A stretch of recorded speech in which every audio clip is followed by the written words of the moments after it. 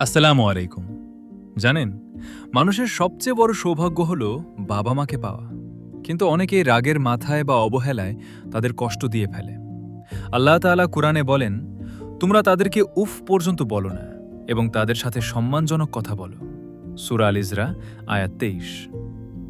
রাসূল সাল্লাল্লাহু আলাইহি ওয়াসাল্লাম বলেছেন, আল্লাহর সন্তুষ্টি পিতার সন্তুষ্টির মধ্যে, আর আল্লাহর অসন্তুষ্টি পিতার অসন্তুষ্টির মধ্যে।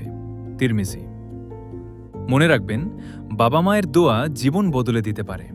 তাদের কষ্ট দিলে বরকত কমে যেতে পারে, তাদের খুশি করা জান্নাতের পথ।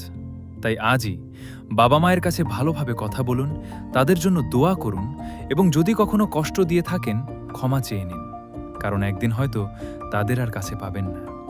আল্লাহ আমাদের সবাইকে বাবা মায়ের খেদমত করার তৌফিক দান করুন। আমিন।